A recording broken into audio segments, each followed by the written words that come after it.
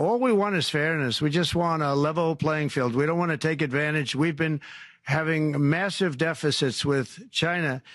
Biden allowed it to get out of hand. He's $1.1 trillion deficit. It's ridiculous. And it's just an unfair relationship. And we have to make it just fair. We don't have to make it phenomenal. We have to make it a fair relationship. Right now, it's not a fair relationship. The deficit is massive, as it is with other countries, a lot of Asian countries, actually. But we have deficits that are very big. And Donald Trump has been delivering on a lot of the promises that he made to the crypto industry on the campaign trail. The latest is a sweeping executive order Thursday that promotes digital asset adoption in the U.S. The centerpiece is a new industry working group, which will evaluate the potential of taking cryptocurrency seized by the government and holding it in a national stockpile. Now, also in the order, protecting Bitcoin miners and software developers from what the president called persecution, and promoting U.S. dollar-pegged stablecoins while banning a digital dollar from the Fed. Still, the moves fell short of enacting some of the industry's biggest wish list items, like directing the U.S. to start buying Bitcoin directly and holding it in a reserve. There are also still questions about how much this order can do without the buy-in of Congress. Meantime, though, we've seen a few big changes at the SEC this week. Late yesterday, it withdrew a controversial accounting rule that some said made institutional crypto adoption more difficult. Already, the CEOs of Wall Street's biggest banks are signaling a legitimate interest in expanding their digital offerings. The entire planet will be more peaceful and prosperous as a result of this incredible momentum and what we're doing and going to do. My administration is acting with unprecedented speed to fix the disasters we've inherited from a totally inept group of people and to solve every single crisis facing our country. This begins with confronting the economic chaos caused by the failed policies of the last administration. Over the past 4 years, our government racked up $8 trillion in wasteful deficit spending and inflicted nation-wrecking energy restrictions, crippling regulations, and hidden taxes like never before. The result is the worst inflation crisis in modern history and sky-high interest rates for our citizens and even throughout the world. Food prices and the price of almost every other thing known to mankind went through the roof. President Biden totally lost control of what was going on in our country, but in particular with our high inflation economy and at our border. Because of these ruinous policies, total government spending this year is $1.5 trillion higher than was projected to occur when I left office just 4 years ago. Likewise, the cost of servicing the debt is more than 230% higher than was projected in 2020. The inflation rate we are inheriting remains 50% higher than the historic target. It was the highest inflation probably in the history of our country. That's why from the moment I took office, I've taken rapid action to reverse each and every one of these radical left policies that created this calamity, in particular with immigration, crime, and inflation. On day one, I signed an executive order directing every member of my cabinet to marshal all powers at their disposal to defeat inflation and reduce the cost of daily life. I imposed a federal hiring freeze, a federal regulation freeze, a foreign aid freeze, and I created the new Department of Government Efficiency. I terminated the ridiculous and incredibly wasteful Green New Deal. I call it the Green New Scam. Withdrew from the one-sided Paris Climate Accord and ended the insane and costly electric vehicle mandate. We're going to let people buy the car they want to buy.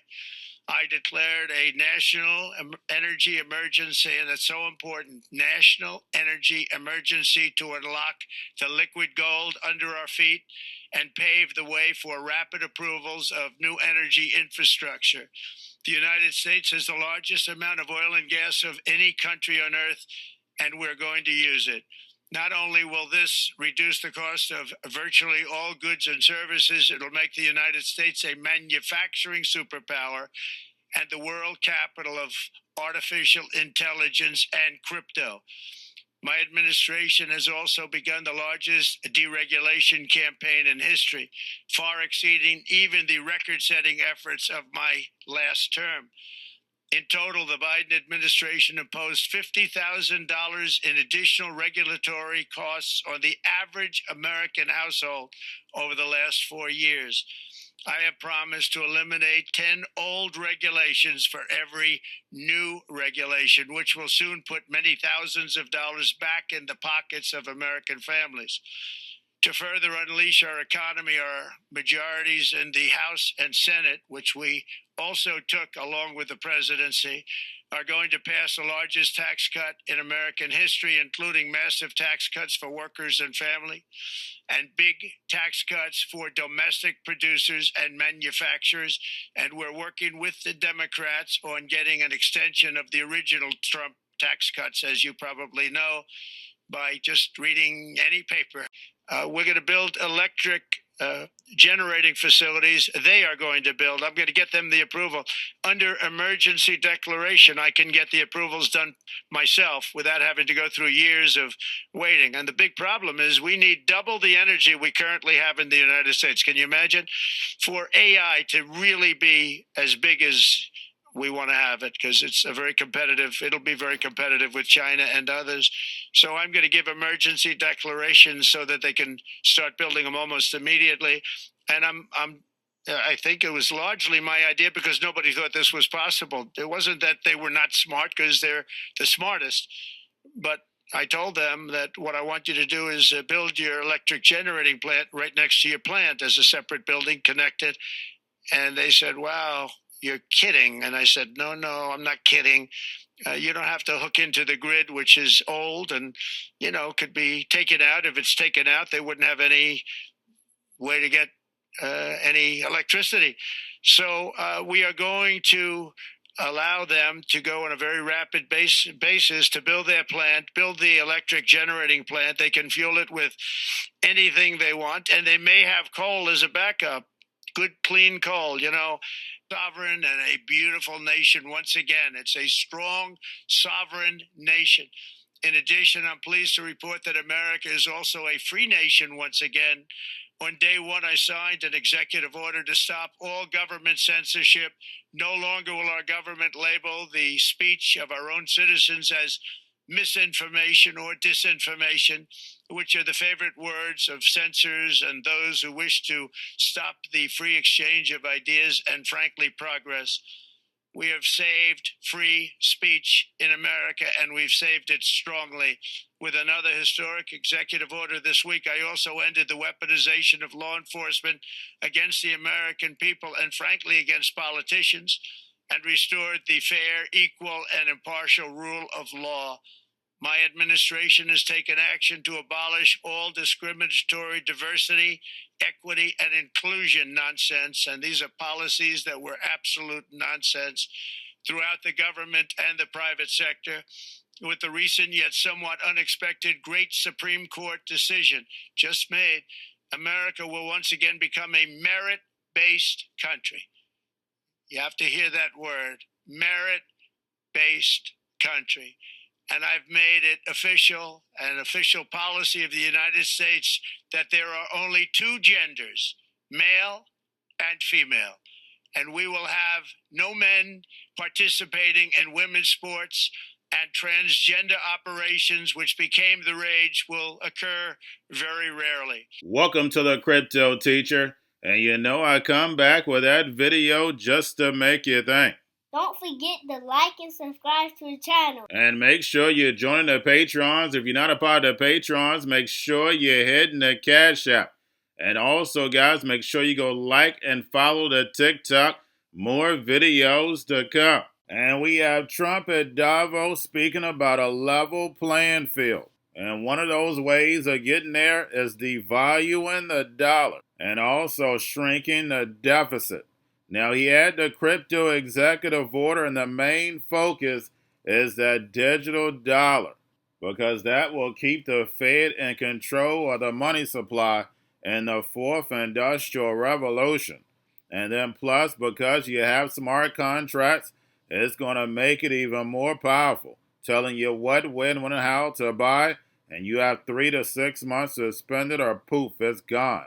And the Trump speech at Davos was basically telling you how he's going to be building this fourth industrial revolution. We know all speeches are encoded, but he went over every facet of it. And he talks about the EV mandate. But remember, guys, they don't want the masses to have a car. And that's the reason why we're going to see a big push in these driverless cars. And don't forget, Trump signed the executive order for the research of no pedal and no steering wheel when he was in office the first time. And then also he stated he can do an emergency declaration for energy for these data centers. And what did he say? Our grids are old or someone can take them out. And we know that big hack is definitely coming. That's the reason why they want our cell phones on these satellites. They want the machines to take over the grids and the towers. And remember, the crypto teacher told you. And then Trump talks about free speech. And we know when it comes to social media, these bots are starting to take over social media. And if the machines are taking over the economy, that means that the machines are going to be hiring you. So that whole color and gender is out the window anyway. And remember, the crypto teacher told you. And then we have Doge going after the penny. And remember, when it comes to real money, coinage that's in the Constitution, that's money. If you're young, definitely go back and read the Constitution. And then also, when it came to coinage, a lot of them were made of real metals. And we know when it comes to the penny, it had a certain percentage of copper in it. Only thing they're trying to do is move us over to a cashless society. And remember, the crypto teacher told you. Because he knows when it comes to the NWO, it's all planned out. You have a wonderful day. The Department of Government Efficiency, or DOGE, is setting its sights on the U.S. penny. Lydia, who is here with me now. So, we going to end production of the penny, Lydia? You know what, Brian? DOGE is certainly reigniting this debate around the penny because I'm going to call this an open secret that's been circulating in Washington for decades, that it costs more to make a penny than it's actually worth. So help me out here. I have this jar full of pennies. You can see it right here. How many pennies do you think are in this jar? Do you want to take a guess? I think there's 300 in there. I'll take 301. You're both wrong. It's actually 500 pennies. No kidding. So check my math, but that's $5 worth of pennies. That is. But the cost to make this jar, by today's standards, more than $18. Huh. Because the cost of a penny today to make it is about 3.5 cents. Why is that? It's because the cost of zinc, which is a primary component of the penny, has just escalated so much. So last year, DOGE is pointing out that we spent $119 million on pennies, but we created only roughly $32 million of value circulating into the economy. So you might ask yourself, why are we still making all of these pennies? The answer is because some of our transactions in our economy are still based in cash. Think about all the small businesses that are still cashing out for that pack of gum that you want. They need a penny to give you change. But now, maybe you're like me, and you just say, you know what, Madison, you keep that change. I don't need that change like jingling around in my pocket. That's what Canada is recognizing. Canada years ago actually eliminated the penny, and they made all their transactions actually round up to the nearest nickel, so they could just create some efficiency there. There's some controversy about that. Some people say you're actually just costing the consumer more money by doing that. We actually need our penny. So DOGE is starting this conversation around what do we do with the penny, and the really interesting part is that Congress could actually make a decision about what to do with the penny, but the Treasury Secretary could also make a decision here. So that's a good question for Scott Besson. I don't know about that rounding up thing. That sounds kind of like a bad deal. I'm a guy that takes my pennies back. Sorry, but that makes me cheap. I bet Stuart does too, though. Well, it's a really good point because the cost to make a nickel too is actually higher than 5 cents. It costs about 14 cents there. Wow, and because somehow of material costs. You got a whole pile of pennies here. We got a whole pile of pennies, but we can't go and spend them all in one place. And they actually, cost a lot more to make. They're kind of heavy to carry. Yeah, they're very. That's a fascinating report, Lydia. I think this is like 5 pounds. That's crazy. Thank you for that. Really good stuff. Going to a different economy, and we're going to be learning more about that as we go. But clearly, we're learning that things can be done from remote locations. We're learning that technology can replace people even more than we thought. We're not going back to the same economy. We're recovering, but to a different economy, and it'll be one that is more leveraged to technology. And I worry that that is going to make it even more difficult than it was for many workers. In Silicon Valley and my friends who work in technology know that what we did to the manufacturing workers, we are now going to do to the retail workers, the call center workers, the fast food workers, the truck drivers, and then even bookkeepers, accountants, insurance agents, lawyers, and on through the economy.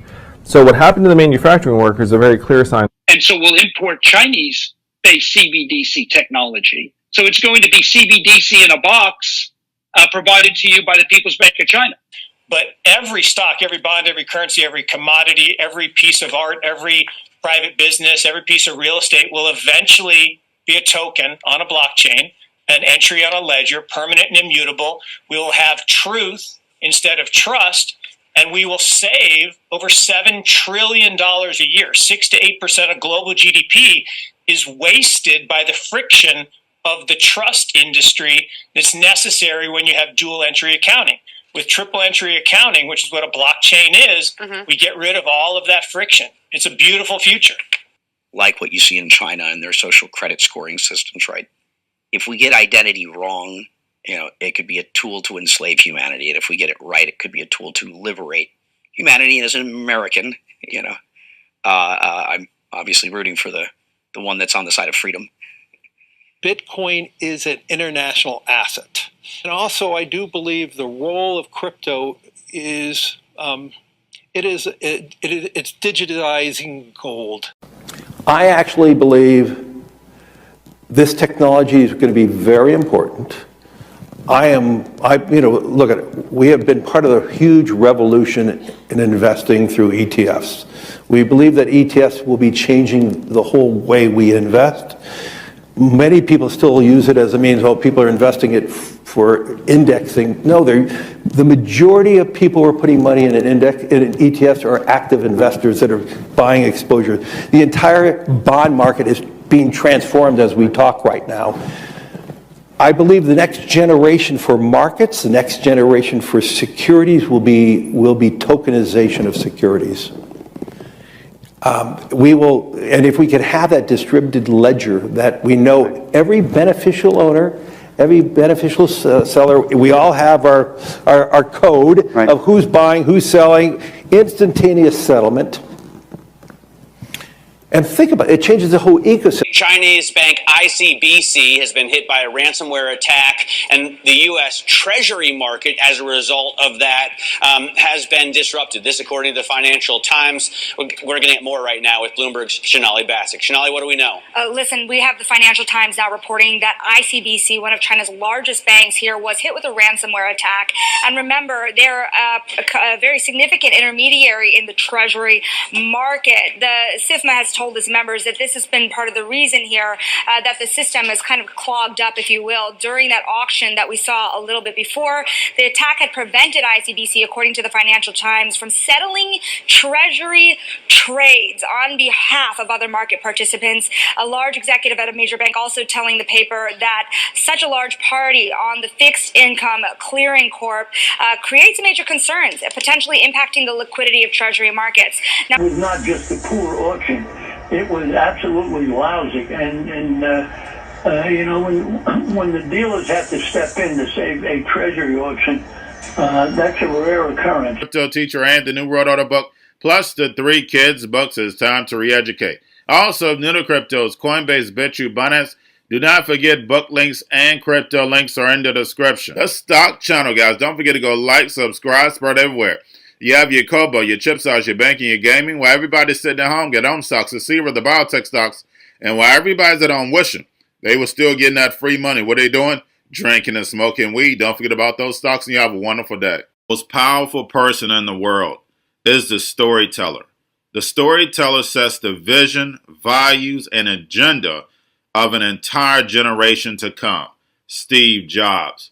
And guys, you know I truly believe in this. When you look at the New World Order, they're the storytellers. And that's the reason why I wrote my New World Order book.